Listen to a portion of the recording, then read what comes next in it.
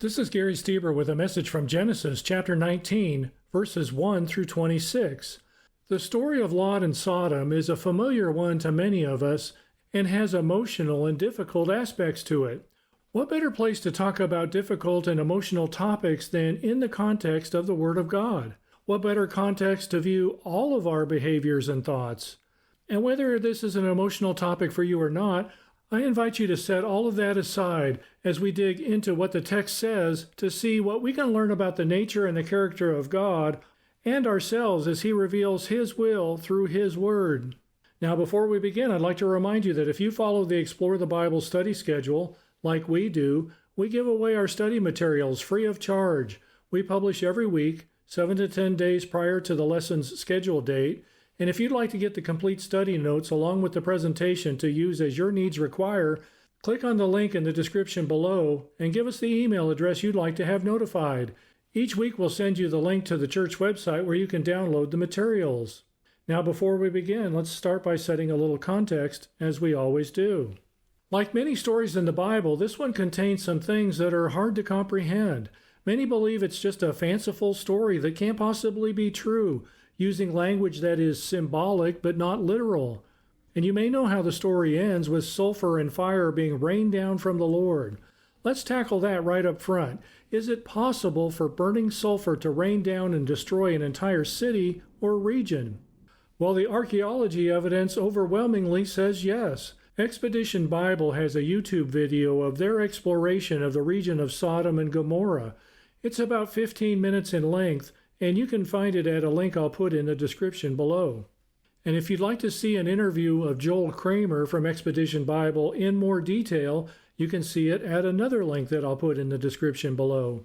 Now, I'd like to say, note, I find the video mentioned very much worth watching, and I think it's well done. It'll give you a good background to the evidence found. They offer books for sale, which I have not purchased. I'm not saying buy the book, I'm not saying don't buy the book, nor do I receive any compensation from the site mentioned.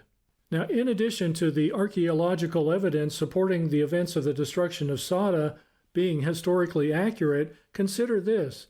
God inspired the authors of 13 books of the Bible outside of Genesis, 6 of which are in the New Testament, to mention Sodom 27 times as something to be remembered, compared to, and as an illustration of what is to come in the end times.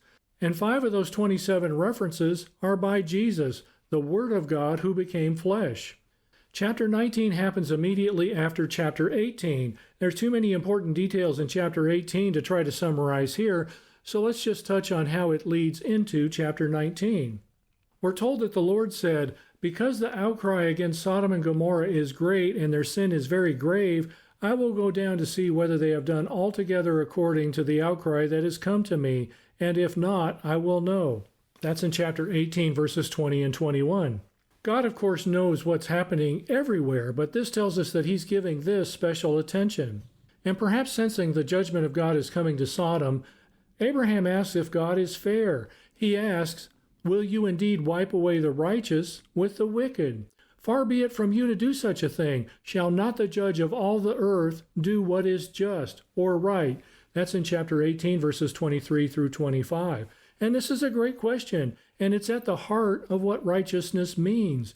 Everything God does is right and just.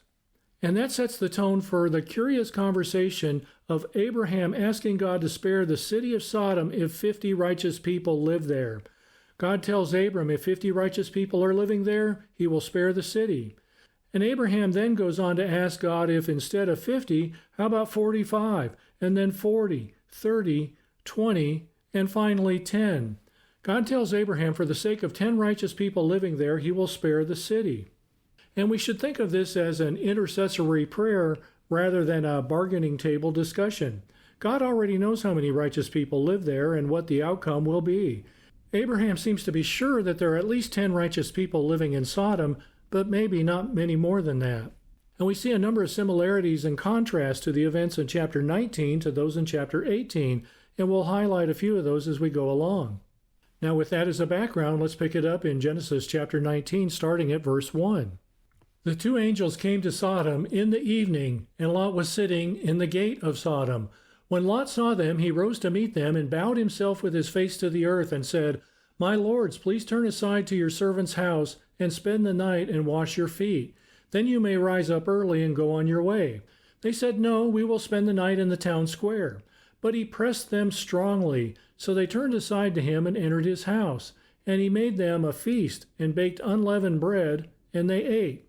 Now chapter 18 started with a similar situation. 3 men who we learn are the Lord and 2 angels were traveling. The 2 angels were described as men in chapter 18. Here they're identified as angels, messengers of God. The 3 men appeared to Abraham in the heat of the day in verse 1. The 2 angels appear to Lot in the evening, a time of darkness, both literally, figuratively, and spiritually. Abraham noticed them from the door, the entrance to his tent. Lot is at the city gate. Abram is still a sojourner, one not living in the world, illustrated by living in a tent as we discussed a couple of lessons ago. Lot is living in the city, settled into the life of the world.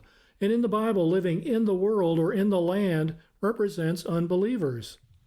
It's said in different ways, and it's used 11 times in the book of Revelation for persistent unbelievers during the tribulation who are destined for destruction. The distinction is people whose priorities and commitments are worldly as opposed to the things of God in heaven. And that's the contrast between Lot and Abraham described to us here. Now, both the entrance to the tent and the city gate are places of welcoming. The door of the tent individually and personally in the case of Abraham, and the city gate much more formally and corporately. Lot being at the city gate implies that he may be a city official of some sort, the city gate being where official business and legal proceedings were conducted. He may even be a judge. Lot may have received this honor as a result of Abraham, Lot's uncle, rescuing the entire city some 15 years earlier, described in chapter 14. And many commentaries indicate that in this capacity, Lot is trying to be an agent of good in a dark place. In chapter 18, Abraham ran to meet the travelers, but Lot doesn't do that. Lot doesn't have the same degree of urgency to greet these visitors, but greet them he does, as Abraham did, bowing face to the ground. That's a position of great respect as well of worship. And we can't say with certainty that either Abraham or Lot initially recognized the visitors as divine, but they certainly recognized them as unique. In Lot's case, he recognizes these 2 as not of Sodom. Now, the word translated as lords here is the word Adon. It's related to the word Adonai, the word for the God who rules. The word Adon is used primarily of a human lord, one with authority over others. The emphasis is on the authority rather than ownership. So this is a term used for officials or the man of the house rather than for one who owns servants. It's also used as a polite address to a stranger, which is the way it's used here. And note the detail that Lot lives in a house, further emphasizing his having settled into the land in a worldly way. Recall that Abraham lived in a tent, as already mentioned. Abraham is a sojourner. Lot is a citizen of Sodom.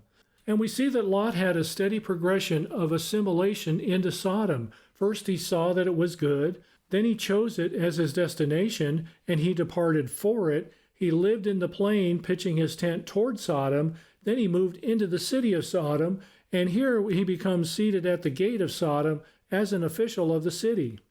And we see the first of 65 uses of the word translated as rise up early in the Bible. It's often associated with the work of God. God's work is often described as happening early in the morning, and Lot seems to be implying this is no place for the 2 to stay. He implores them to come to his house and to leave early.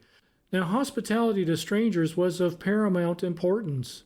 John Walton tells us that when a host offered a guest the opportunity to spend the night, he was also accepting responsibility for the safety and well-being of his guests, even to the point of death to himself, and the offer was generally extended for a total of 3 days. Lot's offer demonstrates his desire to do right and his awareness of how wicked the place he lives in is. Now the angels decline Lot's invitation. The angels need no protection from any man. In declining his offer, they seem to be testing Lot to see how hard he would try to protect 2 unsuspecting men from the evil in his own city. And the writer of Hebrews said, "Do not neglect to show hospitality to strangers, for thereby some have entertained angels unaware. That's in Hebrews chapter 13, verse 2, and that seems to be describing this passage. Now the language of verse 3 is strong. Lot implored, pressing them strongly to see it his way and accept his offer. Lot seems to be sure that he can protect what he believes to be two men, perhaps because of his position as a city official. What's implied is that Lot knew the sin of Sodom, but tolerated it at least as long as the sin was kept among the men of the city. He's comfortable there to some degree. We see the first use of the word translated as feast in the Bible, as well as the first use of the word matzah for unleavened bread. Now, we're not told what time of the year it is, but the mention of matzah associates this story with the feast of unleavened bread. Let me ask you a question. What does leaven or yeast represent in the Bible? Sin. It's associated with pride because it puffs up. The writer of Proverbs describes pride as the catalyst for sin by saying when pride comes, then comes disgrace. That's in Proverbs chapter 11, verse 2. And he goes on to say pride goes before destruction and a haughty spirit before a fall. That's in Proverbs chapter 16, verse 18. Haughty is a word meaning high or exalted. The Feast of Unleavened Bread is associated with getting rid of the yeast or purging sin from our lives. And notice that the angels ate, as they did in chapter 18 at Abraham's tent. Angels probably don't need human food, but they do eat human food when they appear on earth, as did Jesus. Verse 4, but before they lay down, the men of the city, the men of Sodom, both young and old, all the people to the last man, surrounded the house. And they called to Lot, where are the men who came to you tonight? Bring them out to us that we may know them. Now the word translated as city here comes from a word meaning excitement from anguish or terror. Let me ask you a question. What does that illustrate? Well, worldly living perhaps. The phrase before they lay down tells us that it's near bedtime, perhaps a clue as to what's being discussed. Now notice the description here, the double use of the word men, the young and the old to the last man, and the word all. It's a way of saying every single man. The men described here aren't a renegade group of people. They're symptomatic of the entire city. This was normal practice among the men of Sodom. And recall from chapter 18 that part of the assignment is to determine how many righteous men are in Sodom. Colonel Lewis Chesty Puller famously said during battle, "We're surrounded." That simplifies the problem. Well, that's the situation Lot finds himself in with his family and the two angels. That's a problem for Lot, but not for the angels. Now, word traveled fast that there were two new men in town on this night. The word translated as know here is the word yada. It's a common word used almost 1,000 times in the Bible. The precise meaning is often set by the context in which it's used, but in a general sense it means to know by experience and to know intimately, which doesn't necessarily mean sexually. A person can be intimately knowledgeable about the law, for example. Now, having said that, it's often used in the context of sexual relations, and that's the context here, as we'll see. We're told that Adam knew Adam yada Eve, his wife, and she conceived and bore Cain. That's in Genesis chapter 4, verse 1. The use there is clearly a euphemism to describe sexual relations in marriage. Now, how many men surrounded the house? It could easily be hundreds, if not more. Recall that before the events of this night, this was rich and fertile prime land for farming and livestock. It was well populated. And if you watched the Expedition Bible video mentioned earlier, it's estimated that there were 500,000 people, 500,000 people buried in the cemetery at Sodom. This may not be a large city, but this is no small village. Now the phrase bring them out is an imperative. It's a command, or we could say it's a demand. Scholars tell us that the word yada, or know, is in a Hebrew cohortative type that also expresses a command. You see, this isn't a request to share citywide hospitality. This is a demand to turn these two men over to the men of Sodom.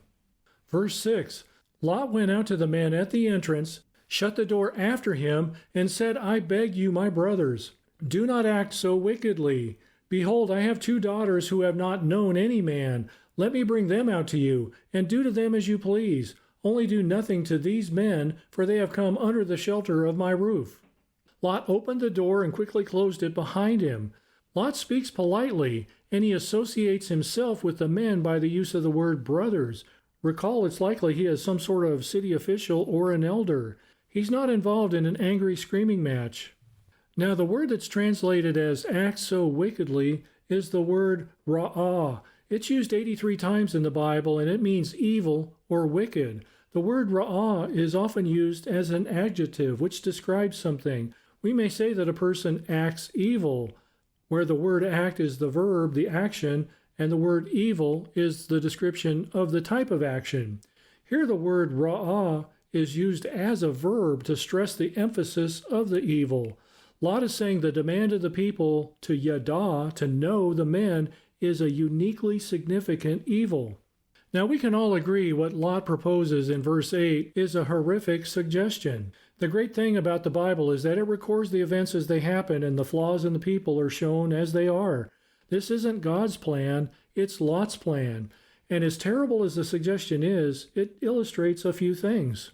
First, if Lot had known these two men were angels, his conversation would have been far more forceful, along the lines of, "You men are making a big mistake and need to return home for your own safety. You don't know what you're up against here."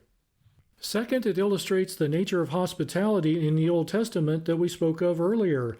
Lot is responsible for the visitors in his house, and more specifically, to the extent that the angels represent God as his messengers, it shows our priority should be the things of God above everything else, even our family. That's demonstrated crudely by what's stated, but it is a key point.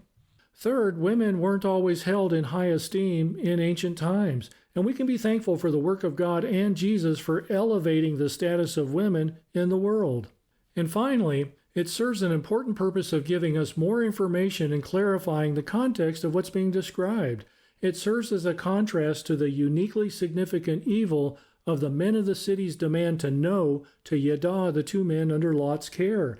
The same word yada is used in the expression of the daughters have not known, have not yada any man. Now, it couldn't be said the daughters have not mentally known any man. They live with a man, their father, right? Lot's saying that the men of the city knowing or having sex with a man is a special kind of evil, and their knowing or having sex with his two daughters would be a far less significant problem in his eyes. Now, we know that there's no degree of sin that God views as more severe in terms of not being righteous. You're either righteous or you're not, and none of us are. It becomes clear the context of the word yada, to know, is sexual, as it was in the description of Adam and Eve and the conception of Cain. And Paul Apple said conflict with wickedness cannot be resolved by alternative wickedness.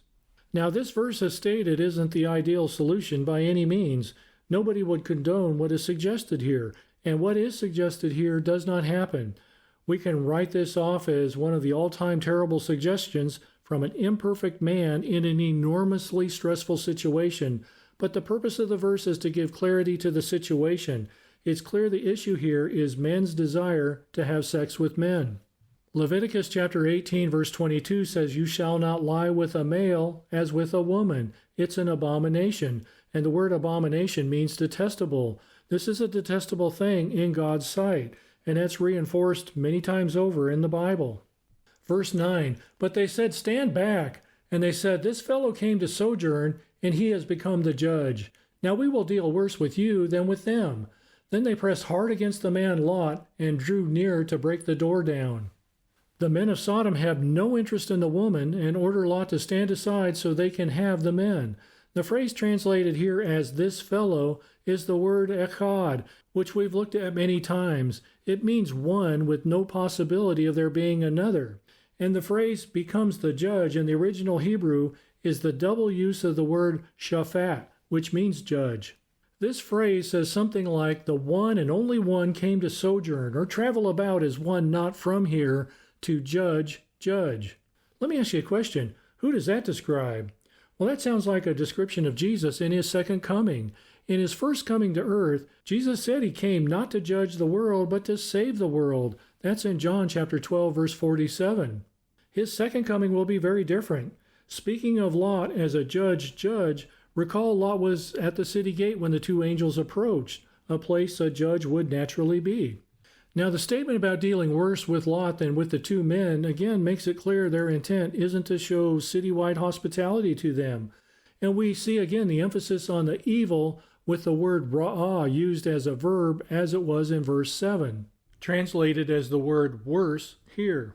And that's followed up by an attempt to storm the house. And the same phrase is used here as in verse 3, where Lot pressed hard for the two men to stay the night at his house rather than sleep in the city square. Here the men of the city press hard on Lot to break in. Now recall that the entire population of Sodom had been delivered from captivity because Abraham had come to rescue Lot roughly 15 years ago. Now they turn on Lot because he wanted to deny this action. Now we have a popular expression of the day, hey, don't judge me. Jesus said, do not judge by appearances, but judge with right judgment. That's in John chapter 7, verse 24. We're not the judge, but we are to be able to discern right from wrong according to God's standards. Verse 10, but the men reached out their hands and brought Lot into the house with them and shut the door. And they struck with blindness the men who were at the entrance of the house, both small and great, so that they wore themselves out groping for the door.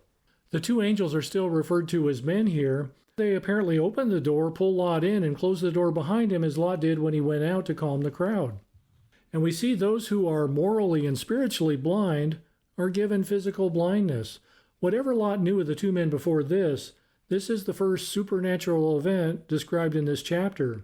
The word translated as blindness here isn't the usual Hebrew word for one who is blind. The word used here speaks of a sudden blindness as if by glare. And this story sort of reminds us of Saul before he became Paul, who is knocked off of his horse and becomes temporarily blind as a result of the presence of Jesus, demonstrated by a brilliant light from heaven. We see the same kind of thing here. What happens is so dramatic that those standing at the door can't find the door, perhaps because it knocked them back to some degree. They wore themselves out with the impatience of trying to find the door. Now, back in verse 4, the men were described as from the young to the old, and here they're described as from the small to the great. Two things about that. It's another way of saying all the men. It's also a way of illustrating that the judgment of God falls on all people, the young, the old, the great, and the insignificant. None of that matters concerning God's standard of righteousness. And one more thing we have to notice. This door is being supernaturally protected, yet the men continue to try to fight it, to break it down and to gain entrance. They're fighting against a supernatural force they can't begin to imagine. Those who are against God will fight against God to the very end when they have no chance of achieving what they hope to achieve. Lustful cravings can cause a person to do almost anything to satisfy them. Lot thought he was protecting the two men, who he is about to find out are no ordinary men at all.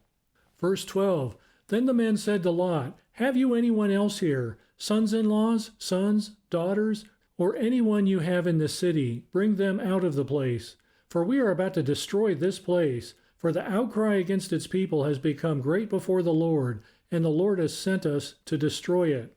Now the question they ask is an important one, because God told Abraham, for the sake of 10 righteous men, I will not destroy it. That's in chapter 18, verse 31. The angels even give Lot some suggestions to help him think. And this is the first reference to an in-law in the Bible. Now God knew how many righteous people were in Sodom, and whether the angels knew or not, the question is designed to cause Lot to think. You see, the real question is, has Lot's witness caused anyone in this city to become righteous so that they may be saved and not destroyed? As Lot has received favor because of his association with his uncle Abraham, is there anyone in his family or in the city who has received favor because of their association with Lot? And the favor being spoken of is spiritual, not material. The belief in God that changes a person's outlook and destiny. As we said before, a believer isn't just saved to be a party of one. A believer is saved to influence faith in God and other people we come into contact with, especially those in our own house. Lot was a city elder and perhaps a judge, a person of influence. The question to Lot is, has anyone become sensitive to God's will because of that? If so, they're being extended the same courtesy that Lot has received because of Abraham. Now, we see the identity of the two men finally revealed. Let me ask you a question. Why were there two angels? Well, there's two reasons. First, the biblical standard is that 2 witnesses are required for judgment that results in death. That's recorded in Deuteronomy chapter 17, verse 6. And we'll see the second reason in a moment. The angels allowed the men of the city to demonstrate the extent of their wickedness up to the point that they would run Lot over to accomplish it. And the word translated as destroy here is the same word used before the flood where God said he was going to destroy all the flesh on the earth. That was in chapter 6, verse 17. Now the word translated as outcry here is the word sa'akah, and it doesn't necessarily mean a cry to God, but rather a cry of the oppressed and brutalized, humans in distress from other humans. If many people were crying out to God in anguish over the treatment from other men, we might think there to be more righteous people in Sodom than it appears that there are. What we see here is that people crying out at injustice in the world, even if they aren't crying out to God specifically in prayer, God hears it because he's against injustice. Now the Lord knew all along that there weren't 10 righteous people in Sodom. The angels weren't sent to take a head count, they were sent to destroy, and they speak with urgency. Let me ask you a question. Who got the advanced warning? Only Lot did. Who didn't get the advanced warning? Those who were outside of God's will for their lives. The only believer in the city is going to be removed before the city is destroyed. Verse 14, so Lot went out and said to his sons-in-law, who were to marry his daughters, Up, get out of this place, for the Lord is about to destroy the city. But he seemed to his sons-in-law to be jesting. As morning dawned, the angels urged Lot, saying, Up, take your wife and your 2 daughters who are here, lest you be swept away in the punishment of the city.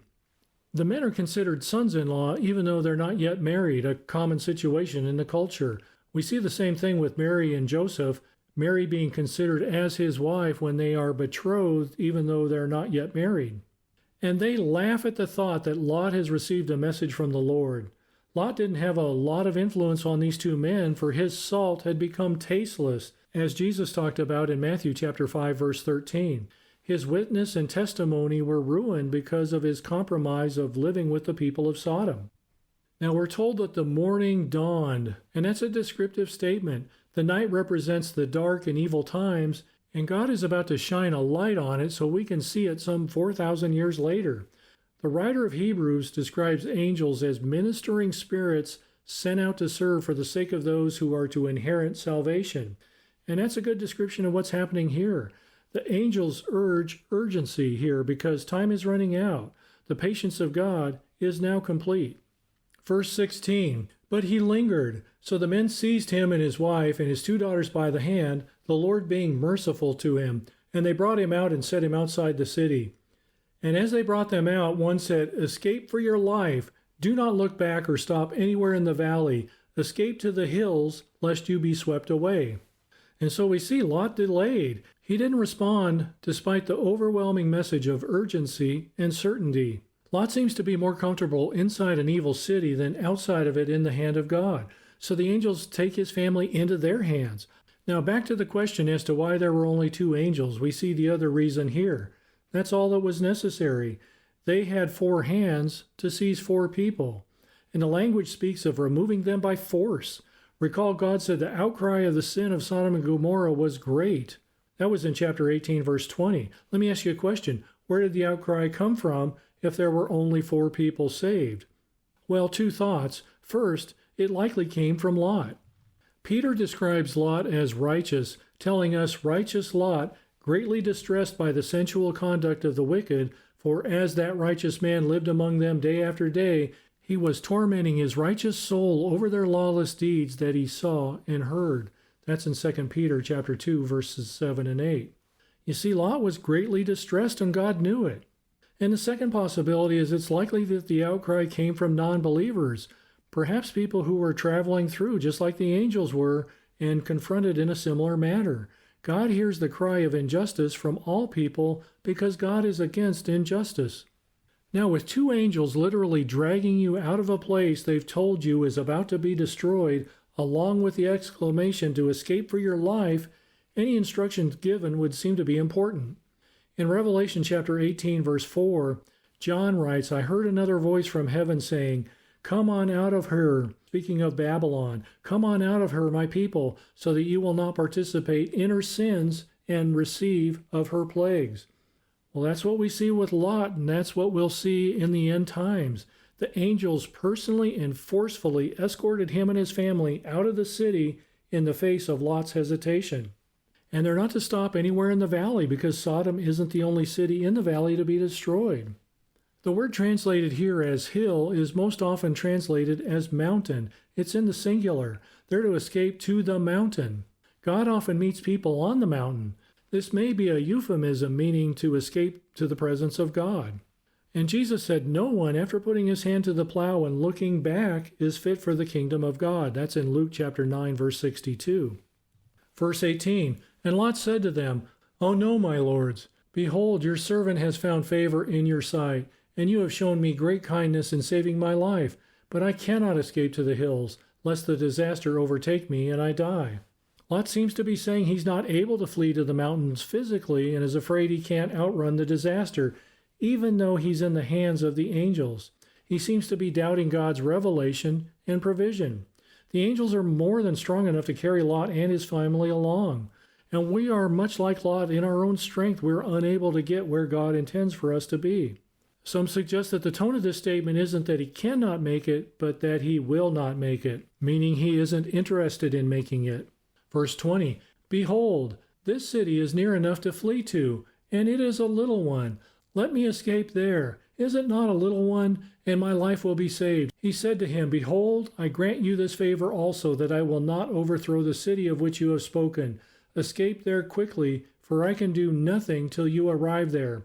Therefore the name of the city was called Zoar. Lot mentions a specific city nearby he wants to go rather than fleeing to the mountain. And the word translated as life in the phrase, my life will be saved, again is the word nephesh, the word for soul. Going to the mountain doesn't fit Lot's schedule for the day. He seems to be saying that the quantity of sinfulness in this little town is less than in the larger town. Now the angel says, I grant you this favor, and the phrase I grant you is literally, I lift the face in the original language, a Hebrew idiom for approval or acceptance. God grants the request of not only fleeing to a closer place than the mountain, but also withholding judgment on that town as well. Zoar, though small, was large enough to have a king. We're told that back in Genesis chapter 14, verse 2. And this may represent the power of the intercession of Abraham's prayer in chapter 18, verses 22 through 33. God's intention seems to be instantly communicated to the two angels, his wanting to make sure Lot is safe in Zoar before the destruction happens. And this is the answer to the question of whether God is fair or not. He makes a distinction between the godly and the ungodly. The angels can't act until the godly are removed from what will become the field of judgment. And that's a principle throughout the Bible. Just as the flood didn't come until Noah was safely in the ark, the judgment isn't allowed to start until Lot is safely in Zoar. There are a number of expressions of this kind of thing in the Bible. And Bruce Waltke says this, Lot's plea that God spare Zoar as a place for him to live without regard to righteousness functions as a contrast to Abraham's plea for Sodom based on God's compassion and righteousness. Verse 23, the sun had risen on the earth when Lot came to Zoar. Then the Lord rained on Sodom and Gomorrah sulfur and fire from the Lord out of heaven. And he overthrew those cities, and all the valley, and all the inhabitants of the cities, and what grew on the ground. Now the people of the plain had no idea that this would be the last day of their lives. The morning seemed like all others until judgment came down. The phrase, the sun had risen, implies light having arrived, perhaps a way of saying God has come in the form of judgment. Now in Genesis chapter 14, verse 10, we learn that there were oily tar pits in the area. They're described by the double use of the word pit for emphasis. They were tar pits, meaning they were very large. When burning sulfur hit oily tar pits, the region may have exploded in the worst way imaginable. And the image of the wrath here very closely matches the end-time scene in the book of Revelation. That's in Revelation chapter 14, chapter 19, and chapter 20. The source of the wrath and fire here and in Revelation is God himself. It isn't a natural phenomenon like an earthquake or a volcano. It's directly from heaven. It says here the Lord rained, and it came from the Lord out of heaven. That phrase means just what it says.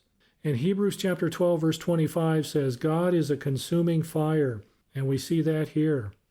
The area that was once the best fertile ground is now the most barren place one can find. Every aspect of life was destroyed. And Paul said everyone's work will be shown for what it is by fire. He tells us that if the work that anyone has built on the foundation survives, he will receive a reward. But if anyone's work is burned up, he will suffer loss, though he himself will be saved, but only as through fire. That's in 1 Corinthians chapter 3, verse 15. Lot is called a righteous man. His soul was saved, but everything he lived for was lost through fire. Verse 26, but Lot's wife behind him looked back, and she became a pillar of salt. Lot's wife isn't named. She's only known because she looked back from behind, perhaps longingly, to her former lifestyle. She had an earthly, horizontal vision, not a vertical, heavenly vision. Her roots were deep in the lifestyle of Sodom and had more regret for the destruction of Sodom than regret for the sin of the people of Sodom. And speaking of the end times, Jesus said, on that day, let the one who is on the housetop with his goods in the house not come down to take them away. And likewise, let the one who is in the field not turn back. Remember Lot's wife. Whoever seeks to preserve his life will lose it, but whoever loses his life will keep it. That's in Luke chapter 17, verses 31 through 35.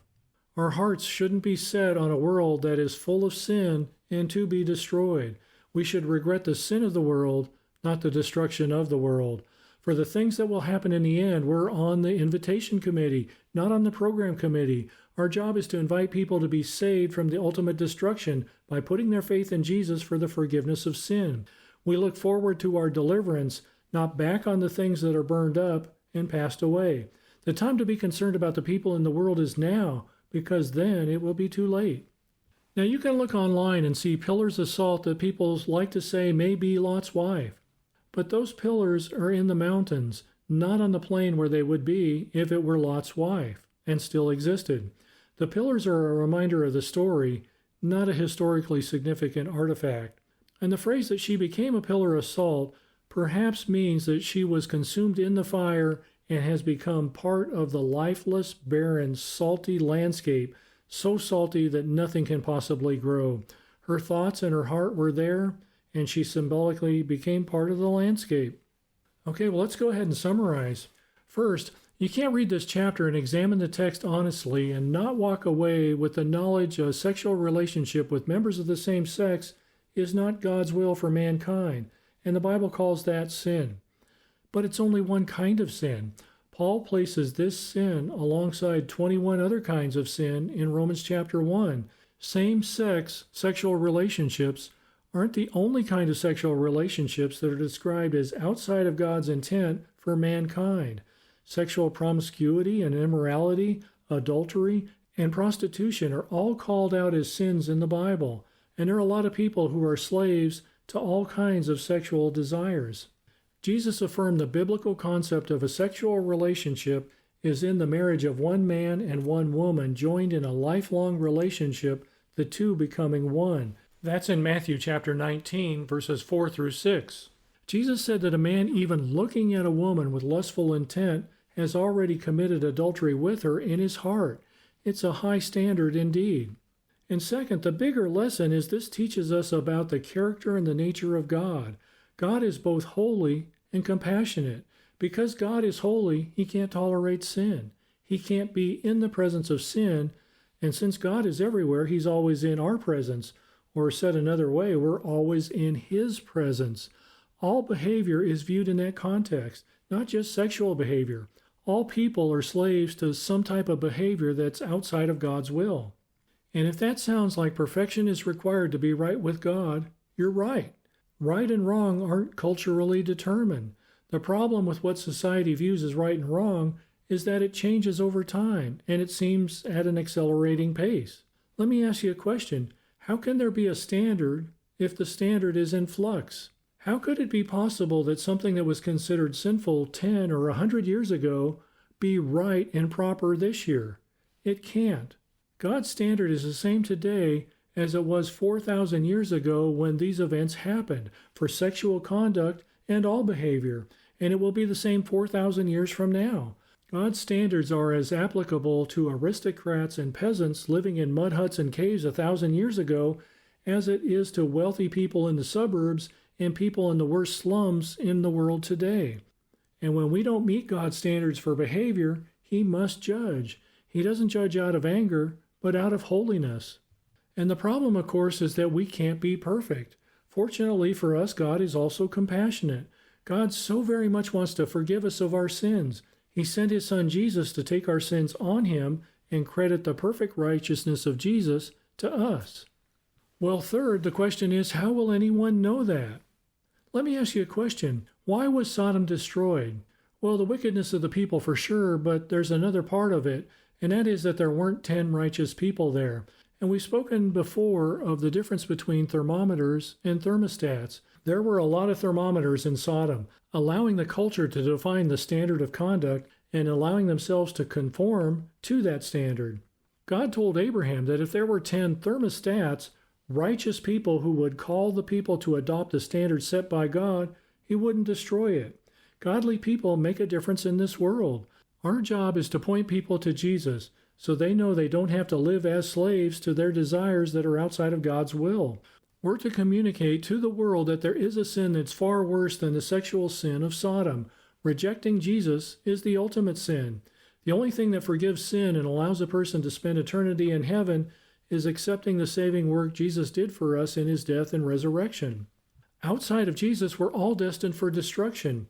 Jesus said there is a sin worse than Sodom. Speaking to the men at Capernaum, He said, "And you, Capernaum, will you be exalted to heaven? You will be brought down to Hades. For if the mighty work done in you had been done in Sodom, it would have remained until this day. But I tell you that it'll be more tolerable on the day of judgment for the land of Sodom than for you." That's in Matthew chapter 11, verses 23 and 24. Back to the question of whether God is fair. The judge of all the earth will do right. God is fair. Nobody who receives judgment from God will ever be able to say, "I didn't have a chance." It doesn't matter if you believe it or not, or whether you think it's fair or not, but God has a standard, and it will be applied fairly. That standard is either to be perfect or to accept the work of Jesus on our behalf. Peter said, speaking of Jesus, if He rescued Lot, then the Lord knows how to rescue the godly from trials and to keep the unrighteous under punishment until the day of judgment. That's in 2 Peter chapter 2, verses 6 through 10. The believers will be separated from the world before judgment comes on the world. The angels asked Lot, "Whom else do you have?" The question we have to ask ourselves is, has our witness caused anyone in our sphere of influence to become righteous so that they may be saved and not destroyed by placing their faith in Jesus? And finally, are you fighting a supernatural spiritual battle with all your physical strength and human wisdom and coming up short like the men of the city trying to get into the house? God wants you to come to Jesus for the forgiveness of sin and receive the fullness of life in this age and the one to come. And if you'd like to know more about putting your faith in Jesus for the forgiveness of sin, you can reach out to us at the link. It's in the description below. We'd be happy to talk with you about that. And that's a lesson that I have for us from Genesis chapter 19, verses 1 through 26. And I look forward to our next time together.